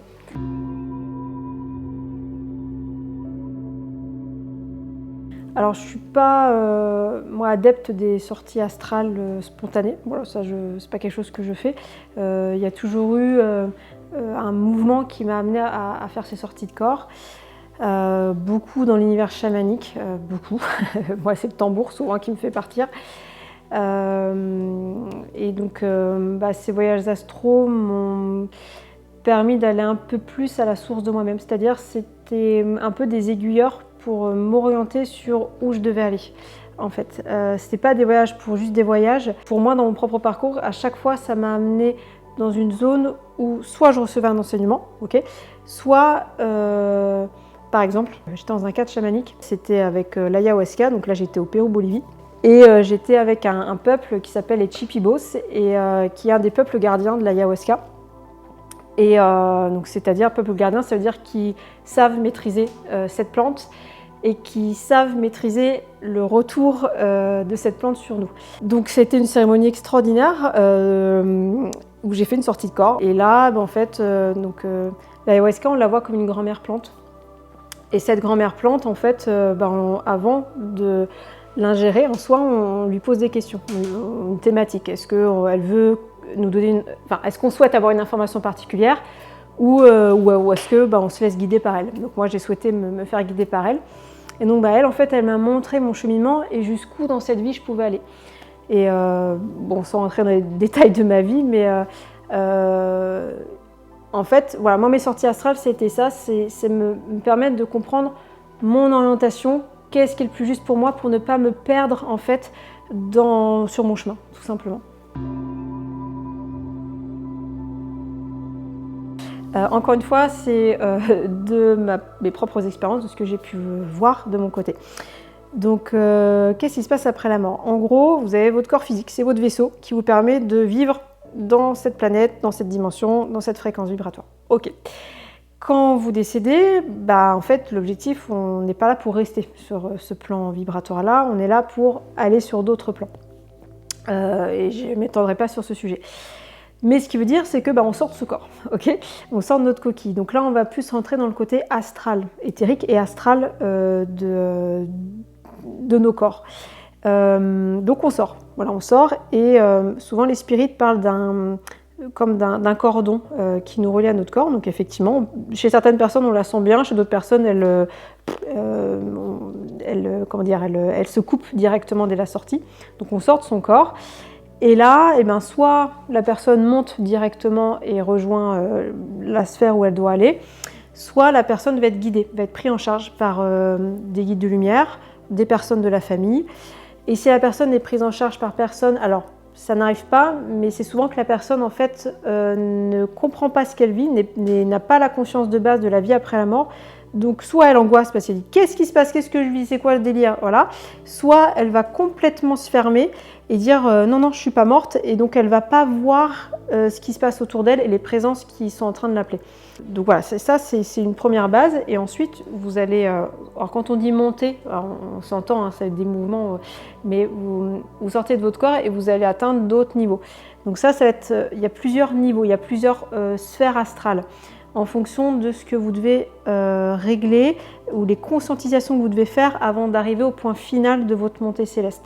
Parce qu'évidemment, vous n'allez pas arriver dans votre maison céleste, donc dans cet autre monde-là, si déjà derrière, vous n'avez pas certains principes spirituels en vous. Donc, vous allez être dans des zones astrales, des zones tampons, en fait, qui vont vous permettre de travailler tout ça. Donc, soit parce que éthériquement, éthériquement, vos corps sont abîmés, donc vous faites une réparation, soit parce que vous êtes trop dans l'émotionnel, il y a trop de colère, vous n'acceptez pas votre mort, donc évidemment, vous êtes dans cette zone tampon. Enfin bref, il y a énormément de cas de figure. Et une fois que vous avez fini votre montée, là, vous atteignez vraiment le plan dans lequel vous devez être. Et ce que j'ai remarqué souvent, c'est que ce plan correspond aussi à l'état de conscience dans lequel on est. D'où l'importance sur Terre d'avancer dans sa conscience, en fait. Quand on a ces prises de conscience sur Terre, qu'on augmente, qu'on évolue dans notre conscience, qu'on fait un vrai travail sur nous-mêmes, on atteint des stades vibratoires. Et en fait, chaque sphère... on va les appeler comme ça, chaque maison céleste dans laquelle on peut aller correspond à des états vibratoires dans lesquels on peut être hébergé. Donc il y a différentes maisons en fait. C'est pour ça que des fois les familles ne vont pas se retrouver toutes ensemble, parce qu'au sein d'une famille, il y a des êtres qui vont être plus ou moins évolués vibratoirement parlant. Donc elles vont plus ou moins être accueillies dans des endroits. Donc c'est ce qui fait aussi que tous les médiums ne captent pas tout.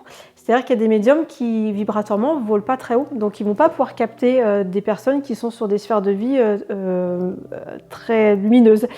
Ils vont plutôt capter ce qui va correspondre aussi à leur état vibratoire.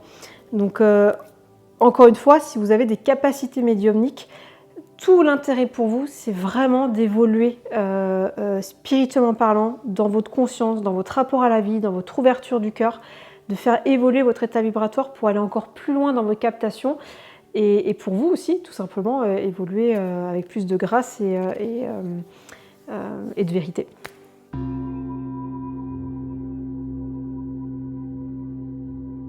Alors moi, clairement, pour répondre à cette question, la meilleure des réponses, c'est faites ce qui vous anime. J'ai pas de conseils à vous donner parce que moi, j'ai mes propres orientations personnelles, ce qui m'anime, et on est tous différents. Donc, si le Qigong, c'est pas pour vous, moi, évidemment, je vais vous dire, bah ouais, il y a des exercices de respiration, mais il y a des gens, c'est pas du tout leur truc. Donc, en fait, faites ce qui vous anime. Et moi, mon meilleur conseil, la base, c'est de savoir qu'est-ce qui vous anime, qu'est-ce qui vous fait du bien, qu'est-ce qui vous recharge. Est-ce que c'est d'aller vous faire un trek? Est-ce que c'est d'aller faire de la natation? Est-ce que c'est de peindre? En fait, tout est énergétique, tout est vibratoire, tout nous amène un mouvement en nous. Donc, en fait, sachez discerner quelle pratique va m'amener le mouvement le plus joyeux, le plus nourrissant. Voilà, tout simplement. Ma réponse est là.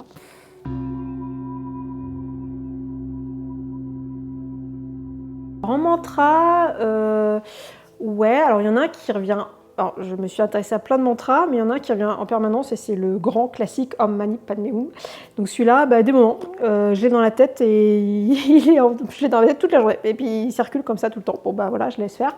Et en prière, c'est souvent des prières spontanées, voilà, qui me viennent sur le moment. Mais il y en a une que j'ai écrite il y a quelques années, que je voulais vous partager parce que j'ai écrit cette prière à une époque où j'avais vraiment besoin de retrouver cette vérité divine, de me connecter à cette vérité-là. Donc j'avais écrit une petite prière, voilà, je vais partager. Donc je vous la lis. Ô Père, Mère, Mère, Père, origine primordiale de tout ce qui vit, de tout ce qui est et n'est pas, source des sources, que ton souffle divin m'aide à retrouver le chemin qui mène à ton cœur, que mon esprit s'accorde avec ton esprit. Aide-moi à franchir le monde des illusions, que ta voix résonne si forte en moi qu'elle élimine tout doute, toute peur. Ô Mère, Père, Père, Mère, mon seul véritable but est de te rejoindre. Accepte-moi auprès de toi, afin que je puisse glorifier ta présence et retrouver enfin ma véritable essence. Donc ça, c'est la petite prière que j'avais écrite, et en fait, derrière, j'avais canalisé un message, donc je vous lis, voilà, en petit partage. Donc cette prière, ça s'appelle les retrouvailles. Et donc le message est en lien avec ces retrouvailles. Donc je vous lis. Et en fait, juste pour vous dire, ce que j'ai capté, c'est une présence divine, enfin c'est cette énergie divine. Mes enfants, aujourd'hui comme demain, vous êtes et serez toujours mes enfants. Nulle différence entre vous et moi. Vous êtes une extension de ma parole. Vous êtes le souffle qui fait battre mon cœur. Vous êtes la vérité première de tout ce qui est. Je suis un aspirateur, une coupe pour les assoiffés, un remède pour les égarés. Qui suis-je? Qui êtes-vous? Pour qui et pourquoi vous battez-vous au quotidien? Quelle lutte portez-vous pour que vos âmes préfèrent se détourner de leur essence? Pourquoi imitez-vous ce qui a déjà été fait? Pourquoi ne pas inventer une voie nouvelle, emprunter un chemin jamais foulé, résoudre une équation inquantifiable, respirer un air empreint de mystère, d'inconnu, écouter un son jamais entendu? Mes chers enfants, ouvrez vos sens au bonheur, goûtez au plaisir de la vie. Il n'y a pas d'interdiction, de jugement, de dévalorisation. Sachez juste ne pas franchir les limites que votre cœur et votre âme ne sont pas prêts à franchir. Suivez votre propre cadence. Je ne suis pas le maître d'orchestre de votre vie, vous l'êtes. Je ne suis pas le général qui vous commande à vous mettre en guerre, vous êtes vos propres chefs. Je ne suis pas l'instigateur de vos macénités, de vos vilainies et de vos outrages envers la vie et le vivant, vous êtes les bourreaux, tout comme les victimes des pièges que vous vous tendez. Ce n'est pas moi qui vous souffle à l'oreille des prières, des chants, des complaintes, c'est vous, votre part créatrice qui le fait. N'ayez pas peur d'être vos propres dieux, enseignants, anges gardiens, général ou inspirateur. Je suis la force motrice qui incite le mouvement sans fin. Je crée le décor, l'intensité de la lumière. Tout le reste, c'est vous qui réalisez, du scénario au costume. Je ne suis pas votre créateur et vous n'êtes pas mes créatures. Ne pensez pas que tout ce qui vous incombe est de ma faute. C'est vous et uniquement vous qui créez tout ce qui vous arrive. Je le répète, je suis une force motrice, dynamique, qui propulse. Je vous amènerai toujours vers votre vérité.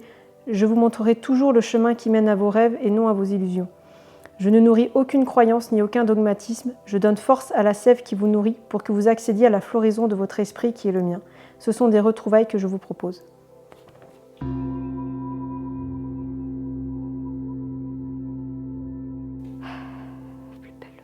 Il n'y en a pas qu'une. C'est ça la plus belle leçon, c'est qu'il n'y a pas qu'une leçon. En fait, c'est l'ouverture du cœur. Ma plus belle leçon spirituelle, c'est En fait, je suis dans un parcours de vie actuellement très alchimique, je n'irai pas plus loin dans les détails, qui me fait toucher à l'essence de l'amour inconditionnel. C'est quoi l'amour en fait? Quelle est sa racine? Et en fait, c'est pour ça que ma réponse n'est pas très claire.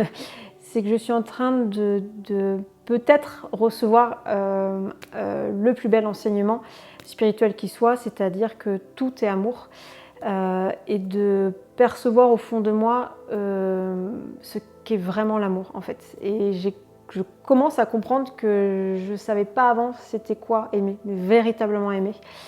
Et c'est pour ça que je pense que j'ai encore beaucoup à apprendre et qu'au niveau spiritualité, c'est infini, c'est que des leçons sur leçons, découverte sur découverte. Donc il n'y en a pas une, c'est tout l'ensemble qui forme en fait peut-être la leçon. Donc peut-être qu'à ma mort, je pourrais répondre à cette question, mais c'est vrai qu'aujourd'hui, pour le moment, c'est l'amour, tout simplement, la plus belle leçon spirituelle.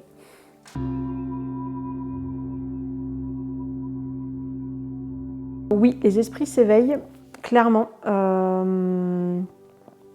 Alors c'est vrai que la Covid a fait beaucoup bouger les gens, je trouve. Ça a remis un peu les compteurs à zéro et les gens se sont posés beaucoup de questions. En tout cas, moi, au cabinet, j'ai vraiment vu un avant et après Covid, clairement. Il n'y a pas eu le côté négatif du Covid. Il y a eu vraiment des questionnements existentiels sur le sens à donner à sa vie et le temps qui nous reste. Donc, j'ai de plus en plus de gens au cabinet, même les plus sceptiques de départ, qui commencent à me poser vraiment des vraies questions sur leur état, ce que je capte, comment je le capte, comment ils peuvent aller plus loin. Donc pour moi, je vois vraiment ce changement de conscience par les questions que posent les gens et par la curiosité dans laquelle ils sont.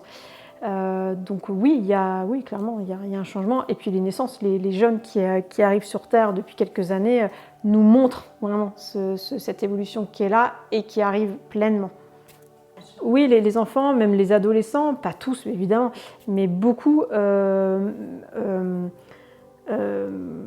oui, on capte naturellement des choses du vivant, un invisible que nos parents, grands-parents captaient moins. Enfin, clairement, il y a une subtilité du ressenti qui s'affine de génération en génération. Et c'est là, pour moi, je trouve, ce que nous, adultes, le positionnement qu'on va peut-être devoir prendre à l'avenir, c'est comment permettre à ces jeunes de mieux comprendre cette subtilisation de leur ressenti, tout simplement comment comprendre leur ressenti et comment évoluer avec tout ça, puisque tout se subtilise et que tout va très vite aujourd'hui, tout est vibratoire, ultra vibratoire. Donc même les textes classiques d'avant qui nous expliquaient certains fondements énergétiques, même déjà eux commencent à être désuets tellement les choses bougent. Donc pour moi, il y a un vrai... on commence à être dans un avant et un après.